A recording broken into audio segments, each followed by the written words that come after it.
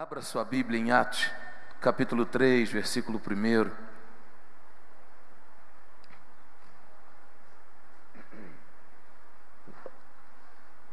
Nós vamos ler do versículo 1 ao 10.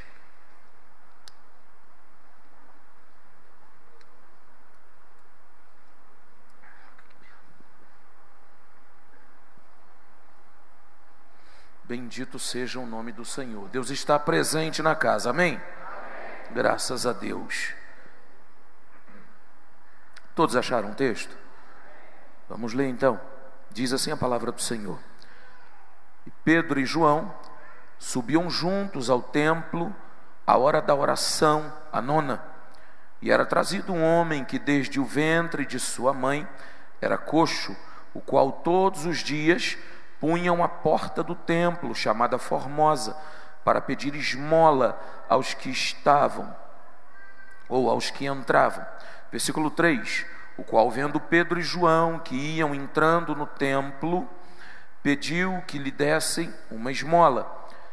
Pedro, com João, fitando os olhos nele, disse: Olha para nós. E olhou para eles, e esperando receber deles alguma coisa. E disse Pedro: Não tenho prata nem ouro, mas o que eu tenho, isso te dou. Em nome de Jesus Cristo, o Nazareno, levanta-te e anda. Amém? Graças a Deus. Você pode se assentar, se assente glorificando, bendizendo o nome do nosso Deus. Ele está realmente presente nesse lugar. Como o pastor Ednei bem frisou, evangelista Marcelo Firmino, Face a Face é um projeto de Deus, não é nosso, é um sonho de Deus, é um objetivo de Deus para as nossas vidas, não nosso. Em uma das reuniões no Terra Nova, conversando ali com os obreiros, alguns irmãos, e expondo o que eu imaginava fazer, o que eu pensava em fazer, alguém expressou, irmã Rose, diaconisa Rose, ela expressa: mas peraí, esse negócio é um face a face com Deus. Eu só catei a palavra, falei, então é esse aí, é desse jeito que vai ser, em nome de Jesus. A gente, na verdade, é falho, dependente, e graças a Deus pela dependência e a falha, porque o poder de Deus se aperfeiçoa na nossa fraqueza. Enquanto nós somos dependentes, o Senhor vai sustentando e a obra ela é feita, amém? Então a gente vai tendo essas experiências, convivendo e vendo os irmãos sendo tratados, sendo ministrados. Nem sempre, eu falo de minha parte com toda a segurança, estou falando de mim com toda a segurança. E por incrível que pareça, em um abençoado momento, hoje à tarde, eu estava vendo os irmãos sendo trabalhado, aquela coisa toda, e Jeová tratando, falando, operando, e eu com as minhas conjecturas, com os meus pensamentos e fragilidade, reclamando com Deus. De repente sai um irmão no meio do povo, vem falar comigo, e nessa fala a palavra foi: para de murmurar, rapaz, entendeu? Para de murmurar. Estava eu olhando aquilo tudo e ao invés de ver o mover de Deus, estava eu fitado na minha dificuldade, no meu problema. Parece que às vezes até eu não sei como me expressar nesse momento, mas talvez até com autopiedade, talvez fosse isso. E eu virei para Deus e falei: engraçado, eu estou vendo isso tudo, está fazendo isso tudo, e eu imprestável, não sirvo para nada. O que eu estou fazendo aqui? Aí o irmão sai de lá e, dentre muitas coisas, vira para mim e diz assim: para de murmurar, abre a tua mão para receber, eu estou fazendo a obra, quem faz sou eu que estou conduzindo, sou eu que estou levando, a obra é minha, então descansa. É o que a gente precisa. A grande questão, a nossa vida, é que muitas das vezes a gente vai assimilando com muito mais facilidade o negativo, a gente vai assimilando com muito mais facilidade a dificuldade. O texto que eu quero trabalhar com você, pela misericórdia do Senhor, se eu fosse botar um tema nesse negócio, era: esmola não resolve problema de ninguém. Amém?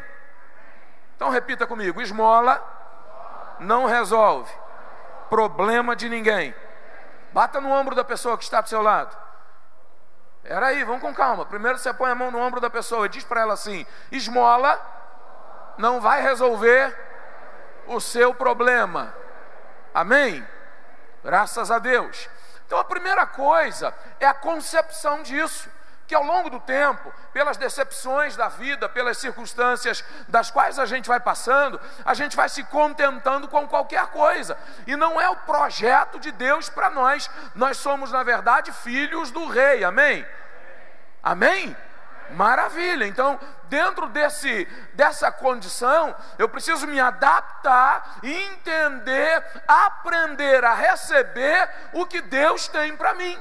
Porque às vezes você vem num culto e se contenta com glória a Deus e aleluia, se contenta com uma posição aonde na verdade já vem deturpada da sua casa por conta do que você está vivendo, e não recebe o que Deus tem proposto para a sua vida, e sai do culto achando que tudo está uma maravilha, mas na verdade não mudou nada dentro de você. Se você está aqui para adorar e bendizer o nome do Senhor, se você reconhece o Deus Todo-Poderoso, Criador dos céus e da terra, sobre a sua vida, você veio para adorar a Ele, você tem que jogar tudo que está sobre os seus ombros aos pés dEle. Você precisa se esvaziar. Cultuar é oferecer, é sacrificar, é se esvaziar, é doar ao Senhor tudo aquilo que está em você. Fazendo assim, o Senhor vai derramar graça e glória sobre a sua vida, e você vai sair daqui renovado, não com esmolas. E às vezes a gente vai achando que o problema é de quem está dirigindo o culto, a gente vai achando que o problema é de quem está ministrando a palavra, o problema é do louvor, mas muitas das vezes é a nossa falta de perspectiva, é a nossa falta de visão, é a falta de costume em lidar com a bênção de Deus. E deixa eu te falar uma coisa: esmola no sentido espiritual, quem dá é o diabo. Eu não quero nada dele, você quer? Não, vamos lá, eu não quero nada do diabo, você quer? Maravilha, eu só quero distância. Então eu já quero alguma coisa, né? Já mudou, eu quero distância dele. Olhando esse texto, Pedro e João subiam ao templo para orar, ou para orar. Eu preciso aprender alguns detalhes com essa caminhada até a entrada do templo na vida de Pedro e João. Eu sinceramente não acredito que eles só subiram ao templo para orar nessa ocasião. Penso eu que isso era um costume, uma prática para eles. E eu aprendo com isso, que no templo é lugar de eu buscar graça, é lugar de eu falar com Deus, é o lugar de eu interagir com o Senhor, é lugar de eu abrir o meu coração e exercer comunicação, adquirir comunhão, intimidade com o Todo-Poderoso. A oração vai gerar para você e para mim a condição de entrega total ao Senhor em plena confiança, porque só ora a Deus quem crê. Quem não crê não vai orar. Quem não crê, muito mal pode ser que reze, mas orar vai ser um negócio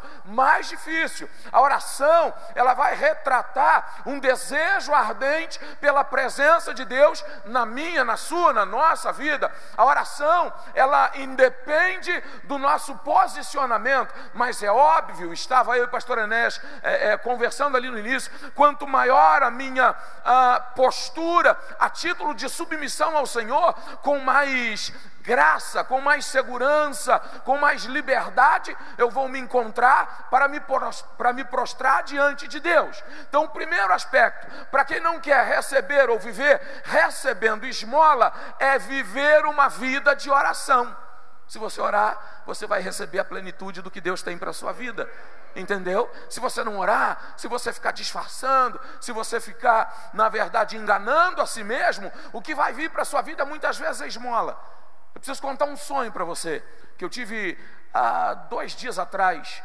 Eu sonhei que me chamaram, não que eu tenha nenhuma intenção, eu sonhei que me chamaram para abrir uma igreja. E eu fiquei pensando naquele negócio. Me chamaram para abrir uma igreja? Eu falei, vamos abrir uma igreja. E a ideia de abrir essa igreja era fora, aproveitar que ele está ali, era fora da quinta, não tinha nada a ver com a quinta, entendeu?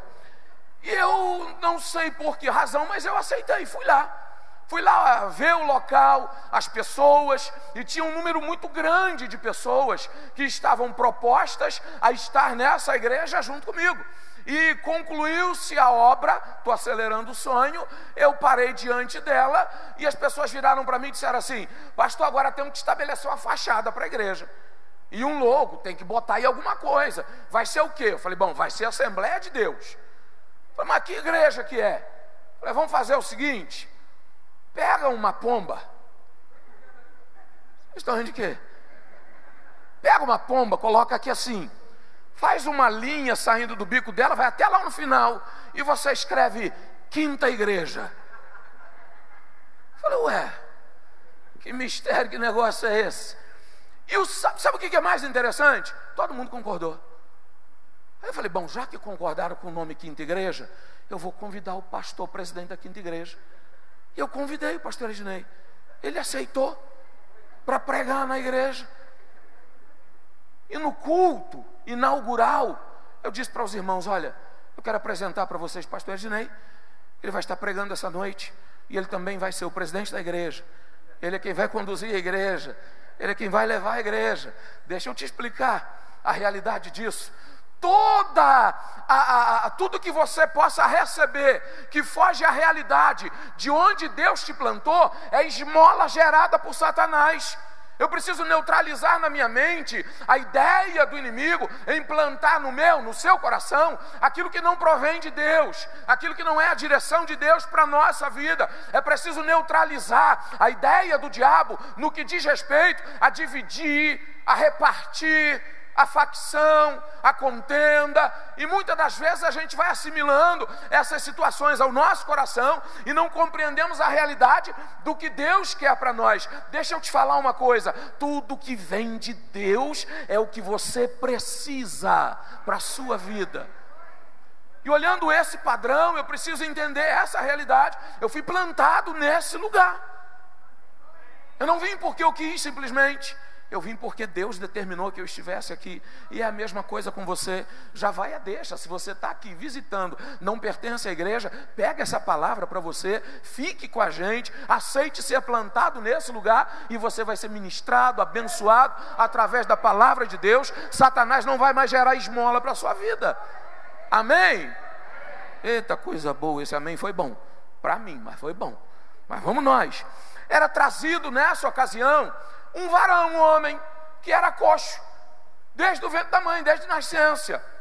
E olha que interessante, a Bíblia não vai relatar quanto tempo esse cara era colocado, essa pessoa era colocada à porta do templo chamada Formosa. Ela não revela isso, assim como também ela não revela quantas vezes Pedro e João iam lá, ao longo da sua vida, depois da morte de Jesus, aquela coisa toda. Só diz que eles iam, que a coisa estava fluindo ali. E eu fico entendendo e observando alguns detalhes. Dentro do templo, provavelmente acontecia a oração, provavelmente não, com certeza, a oração, a reunião dos santos. Esse homem era colocado à porta do templo para esmolar, mas ele não teve até o presente momento a curiosidade, a vontade, o desejo, pelo menos a Bíblia não esclarece isso, de entrar no templo. Muitas pessoas aos nossos dias podem estar aqui dentro, mas a sua mente permanece lá fora. A bênção está acontecendo aqui dentro. Existem pessoas falando com Deus aqui dentro. Deus está falando com pessoas aqui dentro, mas existem pessoas que não conseguem entrar no templo, talvez por conta da sua condição, vergonha, falta de perspectiva, falta de fé, falta de esperança, e uma série de situações. Estão dentro da igreja, mas não entraram dentro do templo, não compreenderam que o templo está cheio da fumaça de Deus, da glória de Deus. E quando a gente entra no templo, de fato e verdade, somos tratados. Quando a gente entra no templo, porque deixa eu te falar uma coisa, só entra no templo quem tem vontade de adorar, só entra no templo quem quer servir. Eu sei que eu tenho a minha maneira, o meu jeito. Eu fiquei hoje olhando evangelista Marcelo Firmino e presbítero Reidinã, fazendo a coreografia do negócio. Eu também estava fazendo, gente, só que eu faço internamente. Eu faço por dentro. Talvez eu seja a pessoa aqui da igreja que mais sorri, só que eu sorrio internamente. O semblante pode estar acima, lá dentro eu estou dando gargalhadas. O importante não é simplesmente o seu desprendimento, essa característica física do seu desprendimento, mas é o desprendimento de coração.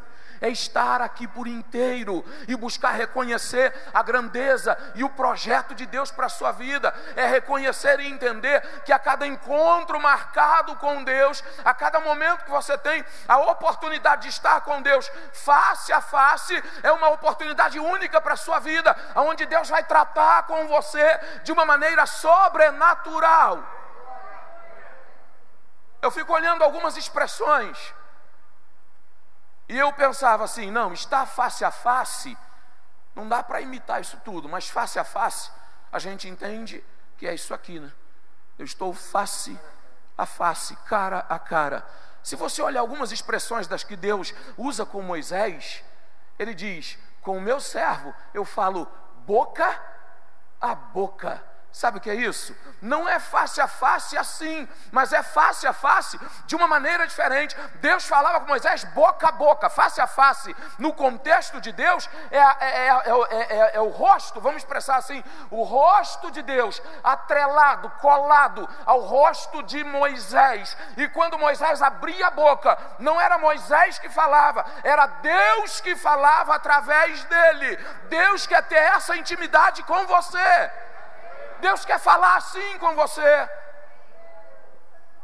Algumas expressões interessantes dentro desse contexto. Andar com Deus, a Bíblia vai dizer que Enoque andava com Deus. E até um presente momento eu pensava, peraí, vamos olhar esse negócio. Andar com Deus, tá bom, deixa eu pedir ajuda. Posso, pastor Enéas, você pode me ajudar? Vamos andar com Deus, vamos fazer aqui a perfiguração desse negócio. Andar com Deus a gente pensa que é mais ou menos isso aqui, né? Vamos andar com Deus. Mas aí eu fico olhando os detalhes, e eu estava pesquisando algumas coisas. Sobe em cima do meu pé. Vai lá. Pode não, sobe. Isso. Nós vamos andar com Deus. Deus não quer andar com você de braço dado. Deus quer te pegar no colo. Ele quer saber que aonde Ele coloca os pés dele, você não precisa caminhar, porque Ele vai com você. Você vai andar com Deus. Você vai andar com Deus. Está difícil, está complicado, mas Deus vai conduzir você. É preciso compreender essa verdade no que diz respeito ao andar com Deus. Mas a gente se contenta com esmola muitas vezes. Estende o braço. Deus não quer o seu braço, Ele quer você por inteiro. Deus não quer experiências rasas, Ele quer profundas. Ele quer ter experiências profundas com você. E eu fico olhando a história desse moço sentado à porta do templo. Se você buscar no original alguma vertente grega, vai dizer que a porta chamada Formosa, ela vai traduzir algo que floresce no tempo certo. Algo que floresce no tempo certo. Sabe o que isso quer dizer? Não há atraso nem adianto. É no tempo certo. É no tempo de Deus. É na hora de Deus. Então o problema é que Satanás, ele está te rodeando para servir a você esmola. E muitos de nós não em nome de Jesus, mas muita gente se enche de esmola. E quando Deus tem Deus trata e gera para florescer na sua vida aquilo que Ele quer, as suas mãos estão ocupadas com as esmolas de Satanás. E você não consegue absorver aquilo que Deus tem para a sua vida. Mas em nome de Jesus, essa história muda hoje, amém? Em nome de Jesus, essa condição, essa situação, ela precisa e ela vai mudar hoje. Estenda a sua mão ao céu, fale comigo assim: eu recuso, com mais convicção, eu recuso toda esmola de Satanás para minha vida. Pois o Deus que eu sirvo é onipotente, onipresente, onisciente e tem o melhor para mim. Aplauda o nome do Senhor.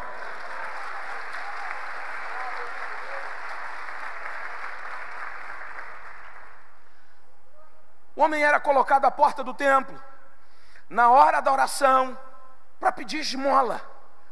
Eu fico olhando outro detalhe, olha a afronta de Satanás. O homem era colocado à porta do templo na hora da oração para pedir esmola. Isso é uma afronta. Satanás muitas das vezes ele tenta nos afrontar. E a forma com que ele encontra para nos afrontar, muitas vezes, é a ansiedade. É a ideia da instantaneidade, ou instantaneidade. Coisas que eu preciso e tudo que eu preciso tem que ser instantâneo. Mas eu preciso entender que o que Deus tem para mim vai florescer e vai chegar no tempo certo, na hora certa. Então eu não preciso acelerar o processo de Deus. Por outro lado, quem está acostumado a receber esmola tem uma dificuldade, porque acha que a esmola o contenta, não consegue enxergar nada além disso, vai ficar preso a essa realidade. Deixa eu te falar uma coisa, você já viu algum pedinte, porque não pode falar mendigo, né? Ou mendigo, não pode, pedinte. Você já viu algum pedinte agradecer por esmola? Normalmente não agradece não, ninguém agradece por esmola, não há gratidão por isso. Às vezes sai muito obrigado, mas gratidão não tem. Você pode passar hoje na rua, dar 10 reais para alguém que está ali, e não vou dizer que não está necessitado, você dá a ele os 10 reais, no outro dia se você passar ali e perguntar, muito provavelmente ele não vai nem lembrar de você, que aquilo não resolve o problema dele. Esmola não resolve o problema de ninguém. E muitas das vezes a gente fica achando esse princípio para a nossa vida. E até acha, não, cumpri o meu papel hoje, porque eu fui.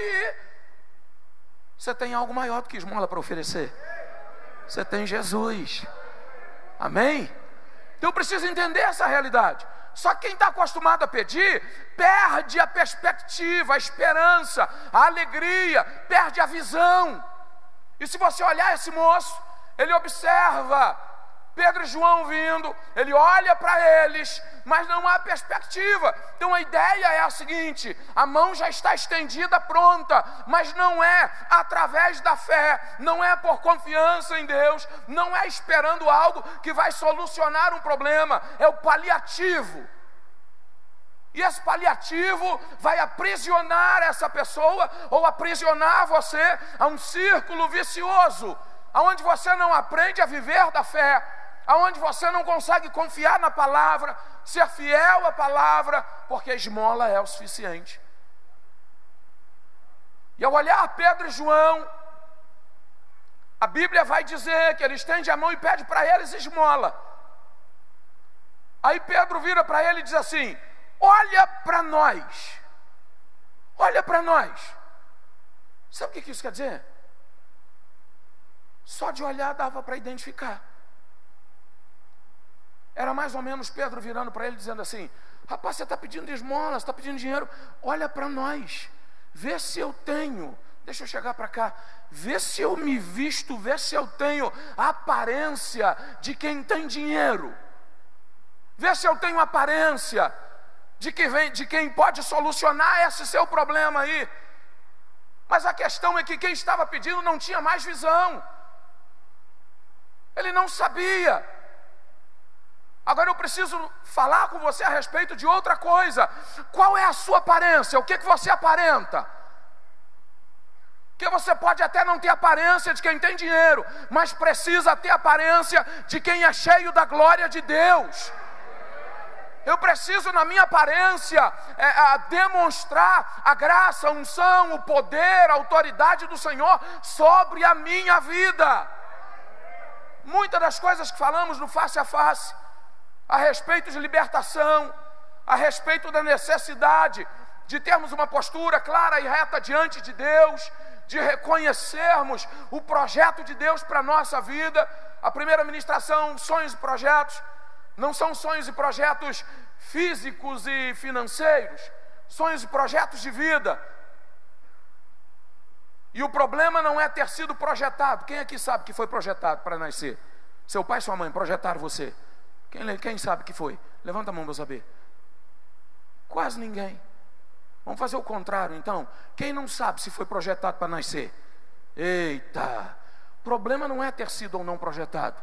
O problema é ser aceito ou não. E sabe qual é o pior problema? Não é ser rejeitado pelas outras pessoas. O pior problema é quando nós nos rejeitamos. Que as pessoas podem até nos rejeitar, mas acredite você, as pessoas que te rejeitam não são a maioria na sua vida. Agora, quando você se rejeita, então não há mais esperança. Aí a gente vem a esse quadro de vida. Porque provavelmente, pegando carona no que nosso irmão Jonathan falou, não tomava banho, estava ali todo largado, sem um asseio. Ele era conduzido àquele lugar.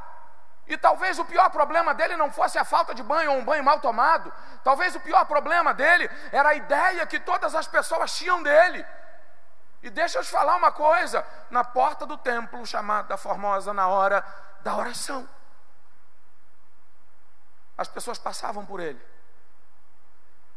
Ele pedia esmola, eles davam esmola, mas não ofereciam Jesus. Provavelmente não pronunciaram nenhuma vez a mesma palavra que Pedro pronunciou. Eu não tenho prata nem ouro, mas o que eu tenho te dou. Segura que a gente vai chegar nesse ponto. Então eu preciso entender essa verdade. Agora me explica uma coisa. Quem aqui quer esmola? Ninguém, amém? Você quer ser abençoado, amém? Agora para de dar esmola.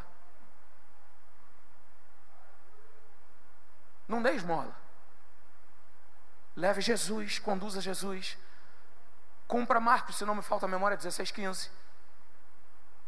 Ide por todo mundo, pregai o evangelho a toda criatura. Quem crê e for batizado será salvo. Aí a gente fica preocupado para ir a todo mundo, mas do seu lado, na tua casa, dentro da tua casa, talvez do lado da sua cama, esposa, filho, filha, não tem Jesus, precisa receber Jesus, e você só leva esmola. Comece a determinar dentro da tua casa a bênção. Comece a determinar dentro da tua casa a transformação. Comece a determinar dentro da sua casa a mudança. Comece a determinar dentro da tua casa a falência do reino das trevas. Comece a anunciar quem você tem, quem você serve. Porque se você chegar dentro da tua casa, ainda que tudo esteja virado de cabeça para baixo, e declarar: olha, eu não tenho prata nem ouro, mas o que eu tenho é o Senhor Jesus, e em nome de Jesus, Satanás vai bater em retirada da minha família, da minha casa, do meu trabalho. Você vai ver o mover de Deus na sua vida. Então eu preciso reconhecer essa verdade. Para encerrar, compreenda algo interessante. Não importa se a pessoa que está do seu lado não tem nenhuma perspectiva do projeto de Deus. O que importa é o Deus que você serve. A Bíblia vai dizer para nós que todas as coisas se sujeitam ao nome do Senhor Jesus, amém? Então não importa essa situação. Sabe o que acontece conosco? Gente que está acostumado a receber esmola, não crê no sobrenatural de Deus. E aí eu vou te falar uma coisa. Sabe a pessoa que muitas das vezes você prega o evangelho para ela, e ela é aquela pessoa dura de coração, que não aceita? Alguém conhece alguém assim? E que às vezes a gente já vai até desistindo, sabe? É porque até o presente momento você só ofereceu esmola. Ofereça Jesus. Aí você vai falar: pastor, mas como é que é esse negócio? É a sua fé, meu irmão. É a sua confiança. É a certeza daquilo que você está declarando. É crer naquilo que você está declarando. É viver através dessa fé. É desafiar o impossível. É mover no sobrenatural, é entender que nós somos humanos, físicos, mas nós temos, através da autoridade do nome de Jesus, mover o sobrenatural. Nós conseguimos mover o sobrenatural através da autoridade do nome de Jesus, porque a partir do momento que eu aceito a Jesus, eu não sou só físico e humano, eu sou sobrenatural. Algo de Deus está na minha vida, o sangue de Jesus está sobre a sua vida, e a Bíblia vai dizer que esse sangue nos purifica de todo o pecado. Só para você ter uma ideia disso. A gente consegue compreender filho de sangue e adotivo, amém? Maravilha, eu tenho alguns filhos aqui e filhas, está tudo aí, ó. Eu tenho o meu lá de sangue, bonitinho, Arthur e Lavínia. Presente de Deus. E o Senhor vai me agraciando. Só que você já viu algum filho adotivo que tem o sangue do pai? Não é normal. Isso não é uma normalidade. Mas para nós, e é legal que a Bíblia vai dizer que nós somos filhos de Deus por adoção. Não é assim? Mas a Bíblia também vai dizer que o sangue de Jesus que foi jorrado na cruz do Calvário ainda está sobre a nossa vida, porque Ele nos purifica de todo o pecado. Então, além de ser adotivo, eu tenho o sangue de Cristo sobre a minha vida. Eu tenho, o sangue de Jesus corre sobre mim, e eu posso confiar no Senhor, acreditar no Senhor. E quando Satanás vem para esmolar sobre a minha vida, e muitas das vezes as esmolas de Satanás são acusações terríveis que vêm sobre a nossa vida por causa de um passado que possa não ter sido tão agradável assim, você precisa entender que o sangue de Jesus te purifica de todo o pecado. Ele limpa a sua vida. Falamos sobre isso no Face a Face. Diabo pode farejar muita gente através do pecado, aquele que não é lavado e remido no sangue do Cordeiro, e por conta disso ele acha o endereço de muitas pessoas. Mas se você é lavado no sangue de Cristo, ele pode até se aproximar, mas o cheiro que ele vai sentir é o cheiro do sangue de Jesus, e ele vai bater em retirada. Então eu preciso compreender essa verdade para nós. Quando eu assimilo isso com clareza para a minha vida, eu tenho autoridade da parte de Deus. Eu tenho autoridade da parte de Deus. E a partir daí, o que acontece é que as palavras que saem da minha boca vão sair com autoridade, graça e poder. As determinações que saem da minha boca vão sair com autoridade, com graça e poder. A Bíblia vai dizer que a minha, a sua, a nossa palavra, ela tem poder. Você crê nisso, amém? Então deixa eu te perguntar uma coisa. Se você crê nisso, o quanto você tem profetizado? Se você crê que a sua palavra tem poder em Cristo Jesus, o quanto você tem determinado? O quanto você tem anunciado? Quantas pessoas que estão à beira do caminho você tem mandado levantar? Quantas pessoas que estão à sua volta passando dificuldades grandes, recebendo esmola de Satanás, você tem declarado Jesus Cristo sobre a vida dessas pessoas? Se isso é uma verdade, meu irmão, minha irmã, acorde, vamos arregaçar nossa manga, vamos falar da palavra de Deus com ousadia, com graça, com poder, com autoridade, porque Deus vai respaldar a palavra que sair da sua boca. Então vire para a pessoa que está do seu lado e comece a exercitar esse ministério profético sobre a sua vida. Vire para a pessoa que está do seu lado, diga que a vida dessa pessoa vai mudar a partir de hoje. Mas fale com ousadia.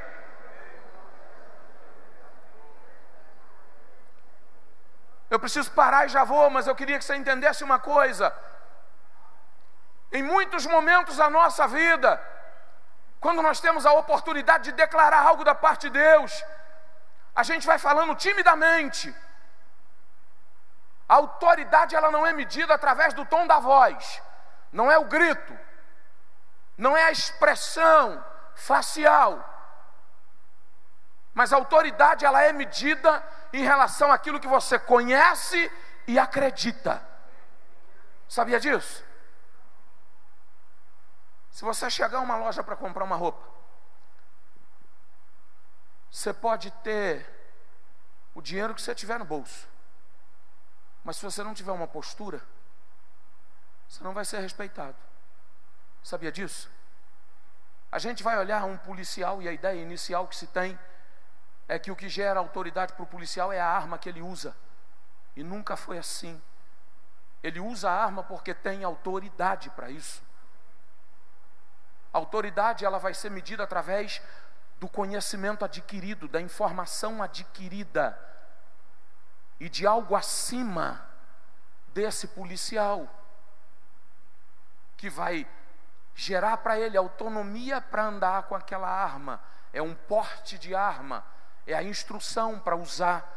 Eu preciso entender essa verdade. Dinheiro não gera autoridade. Morar numa casa bonita não gera autoridade. Ter um bom carro não gera autoridade. Estar dentro de uma igreja ou pertencer a uma igreja bonita não gera autoridade. E deixa eu te falar uma coisa: ser crente não gera autoridade.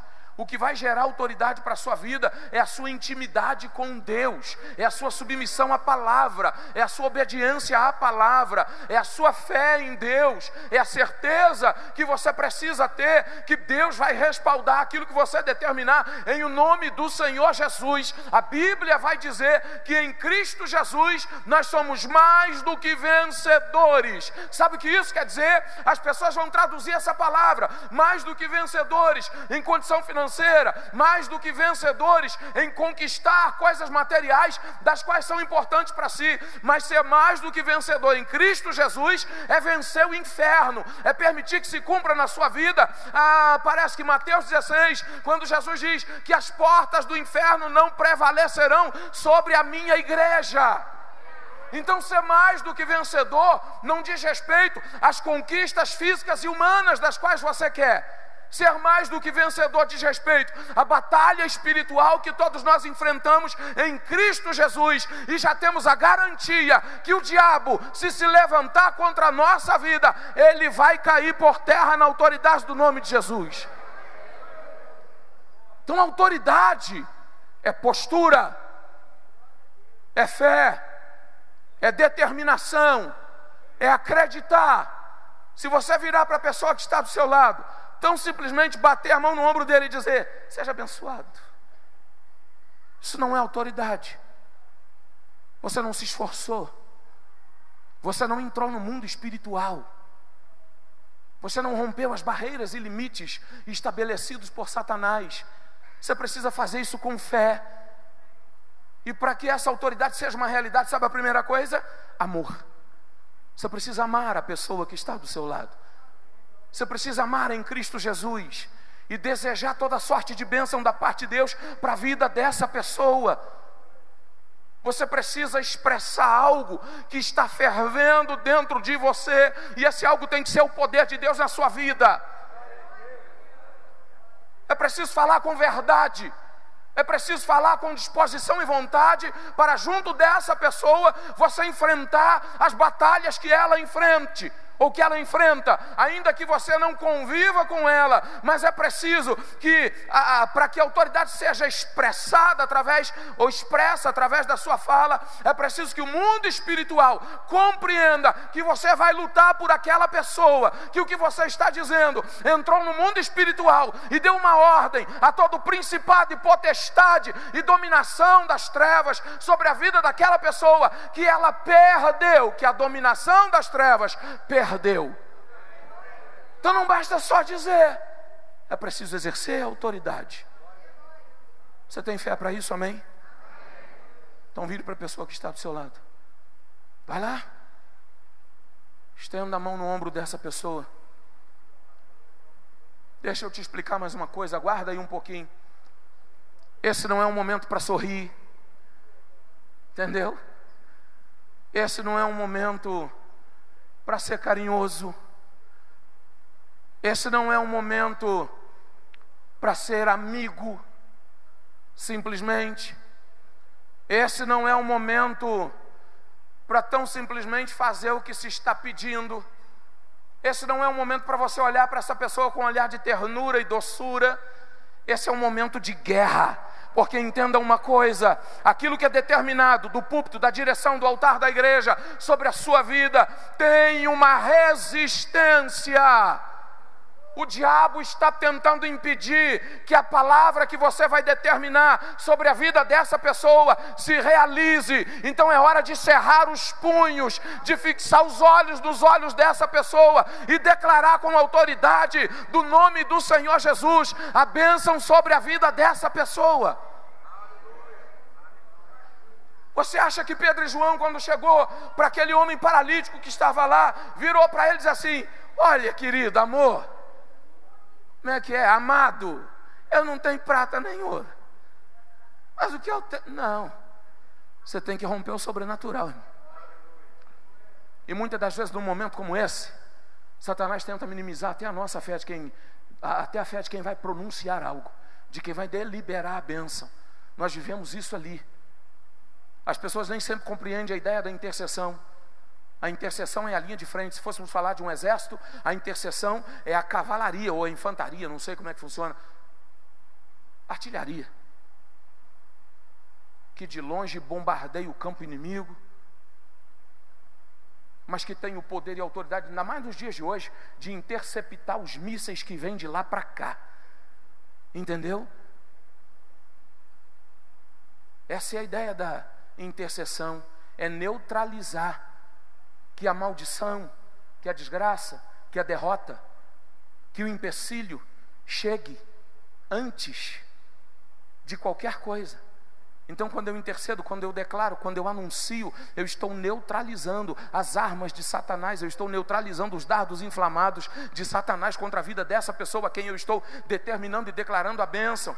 Porque você não sabe, podem ter pessoas do seu lado aí, que a derrota está batendo na porta, que a aflição está batendo na porta. Podem ter pessoas que estão sorrindo para você aí, mas só Deus sabe o que está dentro do coração dela. E quando uma palavra é deliberada do altar para a vida dessa pessoa, mesmo que seja você o profeta, você não sabe o tamanho da guerra que essa pessoa pode estar enfrentando na sua particularidade. E a sua palavra vai ser a palavra de Deus, é Deus falando na sua boca, face a face, em relação à vida dessa pessoa que está do seu lado.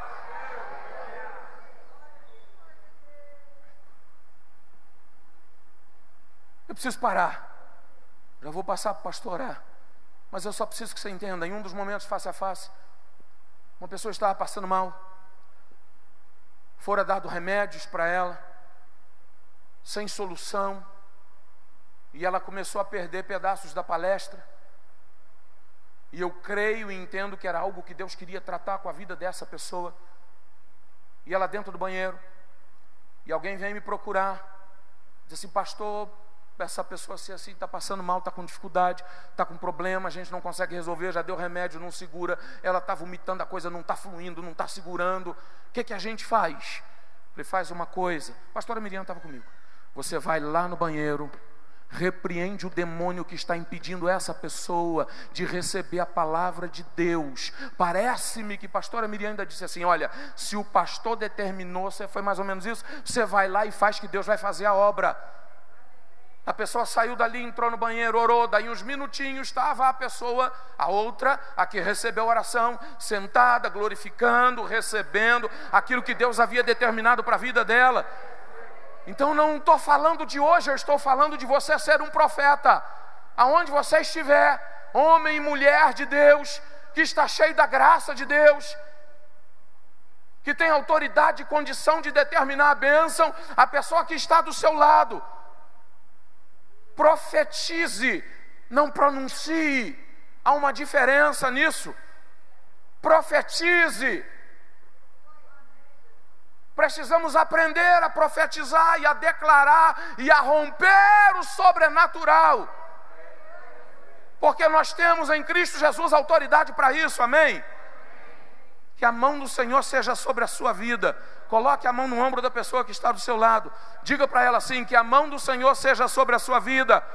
Que a graça de Deus possa invadir o seu coração. Que você possa ser vitorioso.